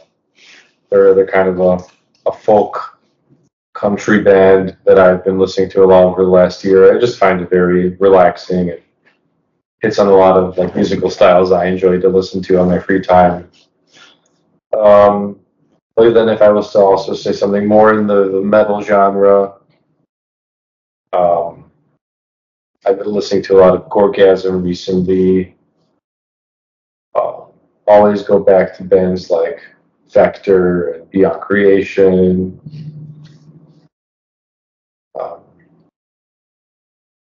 I also really like just having my music playlist on shuffle, so I'm getting so many different artists played all the time that it just makes it more enjoyable when you're switching from some kind of progressive rock song to a metal song to a country song, and makes you appreciate it a lot more than just like the same music genre you play all the time. Yeah. Honestly, Spotify kind of makes it hard because like it'll just like take you to the front page, and it's just like you've been listening to it, but I don't want to put effort into this. Just put this on again. YouTube Music's where it's at for me, so I'll have to look into that. I was almost saying that one band was almost like in a sort of meditation sort of mood right there too. Where you get back into Beyond Creation and Vector. So yeah. All right. And Jose, to close it out. I will say one of my top just favorite songs of all time. If I had to pick just one, I would say it's a song called "The Song of the Golden Dragon." It's by this one European dude. His name is Estes Tone. But he just like rips. It's just him on a classical nylon, and he just makes it sound just like so magical and so spiritual, and it almost brings me to tears sometimes, and it's like just one of my favorite pieces of music to listen to ever. But yeah, in terms of like metal. I'm just in love with Two Mold's latest album, The Enduring Spirit. That came so far out of left field for them. It's just it ticks every box that I wanted in just like a metal album. It's just so cohesive, and then the artwork for it is just incredible. And then I would put Worm. They're split with Dream Unending on a list of releases that I replayed a lot. So there you have it. Those are great choices. I'm gonna say it's almost like one of those things. Be like, behold. Yeah, it's just like just pure ecstasy. Cue the opera music. So yeah. Right. But all great choices, and thanks for sharing. Right. So boys, we're down to one more question on my podcast right here, but I guess before we jump into it, would any of you guys like to ask me any questions or say any final words before we jump into it? Anyone got everything? How was your day? It was good. Actually, it finally stopped raining. It was at least partly cloudy. At least a nice little warm temperature in terms of the 40s and 50s. So That's better than we've been getting. well, 30s, 40s, yeah. Yeah. Which is still not too bad. I mean, It changes by the week, though. Like, there'll be a week where it's just like 10 degrees for like 8 days straight, and all of a sudden it's like 55. Chicago. So I'd be glad you don't live in Winnipeg then. Yeah. Yeah. I got a question for you. All right. How would you feel about the album? What are your thoughts on, the ever crushing weight? Well, I only gave it a couple listens before jumping on here, so I wanted to make sure I knew what sort of style your guys' music was playing. But just for the first couple songs, I mean, keep doing what you're doing. I would say Paul's drums stand out the most. So, but then again, I'm a drummer too, so I like loud noises Hell yeah. and blast beating every now and again. So, but no, give you both horns and thumbs. There we go. Hell yeah. Yeah. Appreciate As it. they say in the movies, 2 thumbs way up. So yeah, Hell yeah. I'll give it to you. So, cool. all right, Yeah. all good. Yes, sir. Absolutely. Just want to make sure. Okay. So, Mark, here's how the last question would go, and then we'll just go down the line. But given what COVID's done, obviously, you guys are pretty blessed. They get COVID. Looks like families were all good there, too. And we formed a nice little group, Misanthropy here, too. So it's a win for everybody. But for those musicians and people who perhaps not been very fortunate, I know we talked about mental health earlier, so we can throw that in here as well here, too. So what sort of message of hope and any sort of advice would you give to those musicians and people as we try to move forward with our lives? Okay, so I'd say definitely everyone, if you're like into this somewhat, if you dig hard enough and you stick with this long enough, you probably have some creative drive in you. You probably have some rights that you can come out and put something on the tapestry that the world will like. For, I guess, musician advice, I would say record yourself often, even if it's on your phone. It doesn't matter, you can just delete it. You watch it and you delete it, but it'll tell you a lot about your playing, where your shortcomings and stuff. And slow down. There's no shame in playing at 80, 90%, 60. Start how you have to, and then just lift weights, get it back up to speed. And something that's really stuck with me throughout the years, and I'll say it again, but like Kevin told me years and years ago, he was like, if you want to learn something, you want to get good at something, you write a riff that sticks around it, and that makes learning a lot more enjoyable than just kind of like learning a cover and trying to learn something as good as someone else. Because most of the times when you're learning covers, you're not going to play it as good as someone else. So, and don't be afraid to experiment. Always, you will find the weird stuff. You will find your niche if you just keep at it long enough. Because repetition will breed results. We're talking about practice. Yeah, practice. Kev? Touching on the mental health thing, life definitely does get better, but you got to put in the work for it. You got to fight every fucking day for that shit. You got to win. As far as advice I could give to other musicians, what Mark was saying, practice often, dedicate time to it. I'm a really big proponent of my practice ethic is practicing by writing. So sometimes you can just like hear a technique in a song or something and be like, oh, that sounds really fucking cool. Just try and work it into your own voice.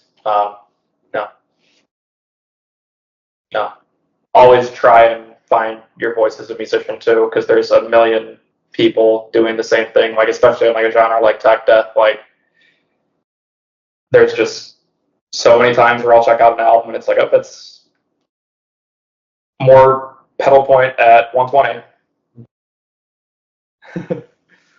So try to find your own voice. Don't worry about what everyone else is playing. Just be you and be the best you that you can be.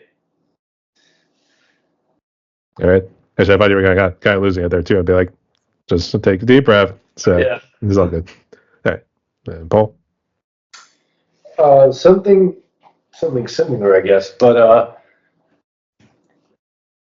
as far as just general mental positive reinforcement, I would say finding something that you really enjoy doing that doesn't necessarily take a lot of,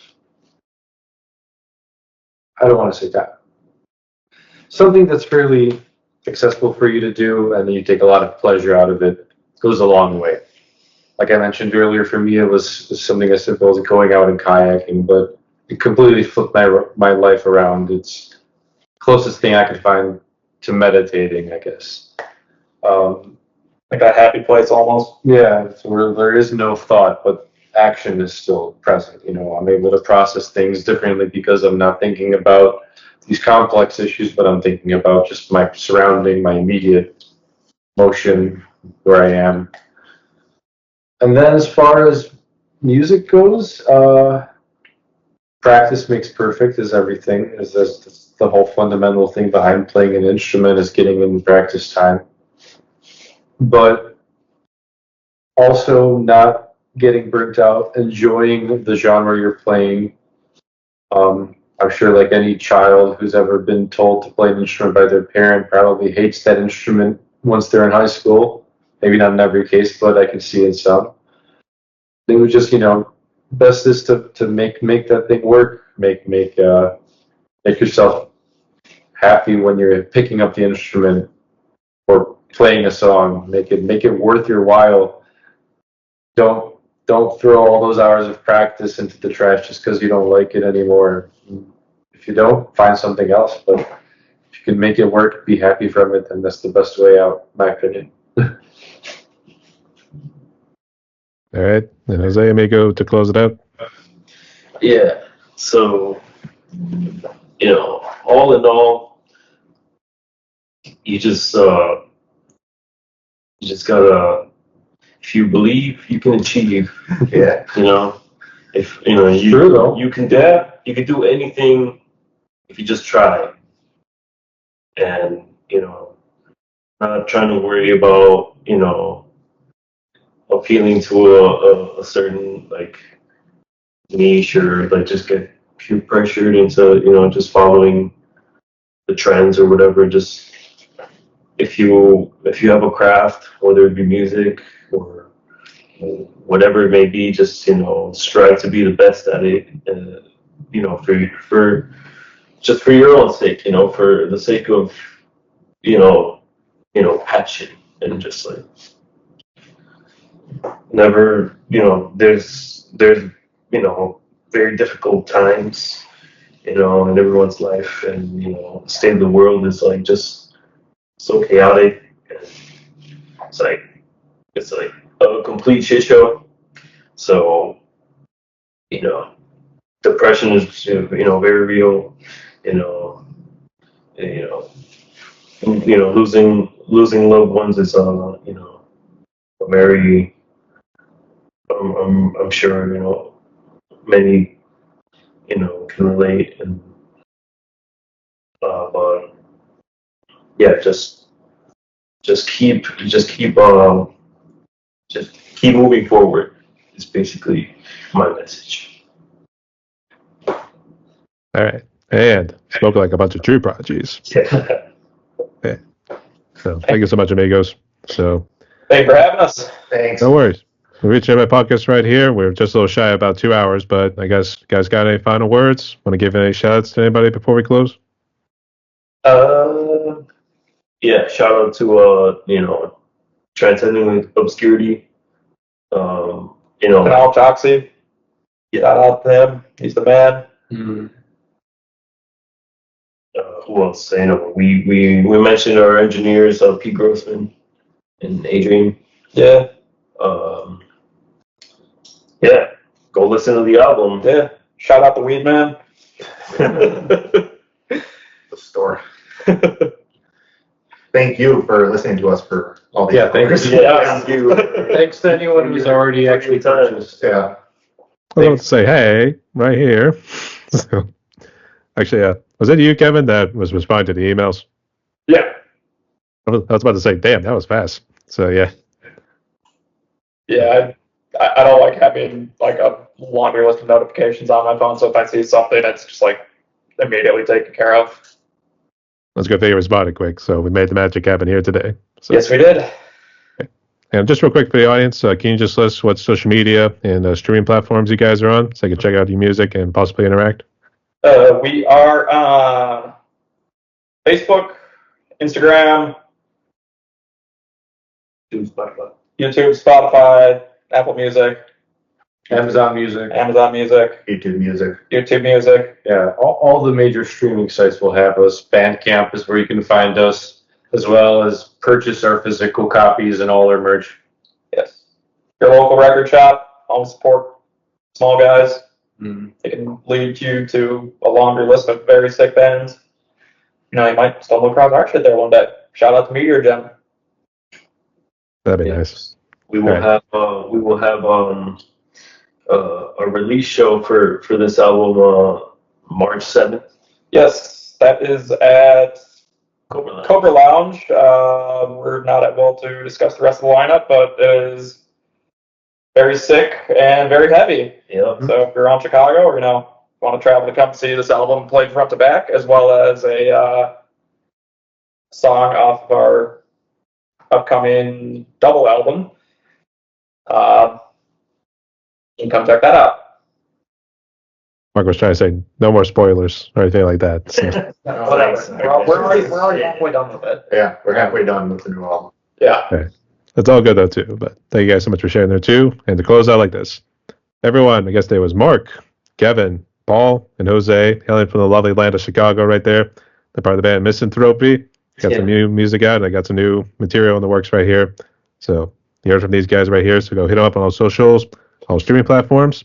We'll support our brothers out there in Chicago. So everyone, thank you again so much again for coming on. So you stay safe and God bless. Rock on. Stay metal. Stay tuned, y'all. Yeah, brother. Yeah. All right.